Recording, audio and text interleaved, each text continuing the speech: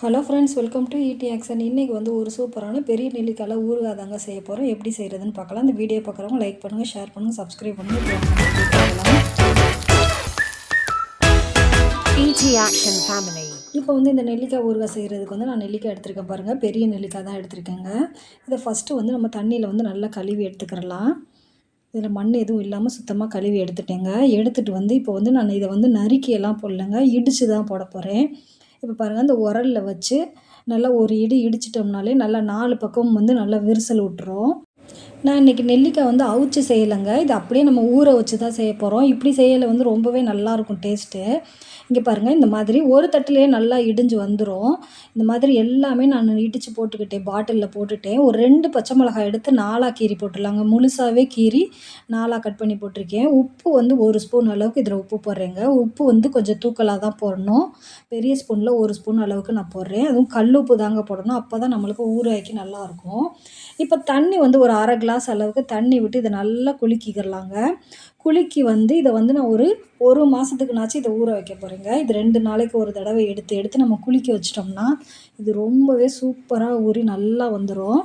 இப்போ பாருங்கள், நான் 1 மாதம் ஊற வச்சுருக்கேங்க. இங்கே பாருங்கள், நம்மளுக்கு நெல்லிக்காய் கலருமே மாறிடுச்சு பாருங்கள். இப்படி ஊற வச்சு நம்ம செய்கிறது வந்து ரொம்பவே நல்லா டேஸ்ட்டாக இருக்கும். இது பாருங்கள், நல்லா அந்த பச்சை மிளகாய் பாருங்கள் நிறமே மாறிடுச்சு பாருங்கள். இப்போ நம்ம ஊற்றி வச்ச தண்ணியுமே பாருங்கள் நல்லா பால் போல் வந்துருச்சு. நல்லா அந்த நெல்லிக்காயில் உள்ள சாரெல்லாம் அதில் இறங்கியிருக்கு. நம்மளுக்கு பிச்சை எடுக்கிறதுக்கு எவ்வளோ ஈஸியாக வருது பாருங்கள். கையிலே நல்லா பிச்சை எடுத்துடலாங்க.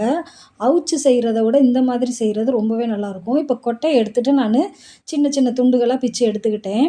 இப்போ இந்த தண்ணியை வந்து வேஸ்ட்டு பண்ணிடாதீங்க. நம்ம ஊறுகாய் செய்யலை கொஞ்சம் தண்ணி ஊற்றிக்கிறலாம். அதில் மீத தண்ணியை வந்து நம்ம மோர் அடித்து இந்த தண்ணியை சேர்த்து அடித்து நம்ம குடித்தோம்னா நல்லாயிருக்குங்க. இந்த வெயில் நேரத்துக்கு ரொம்பவே சூப்பராக இருக்கும். இப்போ வந்து அடுப்பு ஆன் பண்ணி ஒரு பாத்திரம் வச்சு ஒரு 1/4 ஸ்பூன் அளவுக்கு கடுகு, 1/4 ஸ்பூன் அளவுக்கு வெந்தயம் சேர்க்குறேங்க.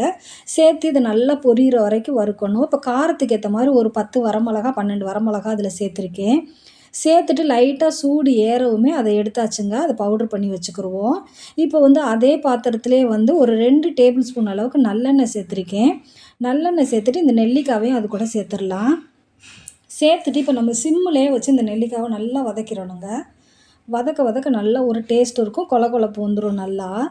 இங்கே பாருங்கள், நல்லாவே ஒரு 2 நிமிஷம் வதக்கிட்டேன். நம்மளுக்கு நெல்லிக்காய் பாருங்கள் கரண்டியில் தட்டையிலே நல்லா உடையுது பாருங்கள்.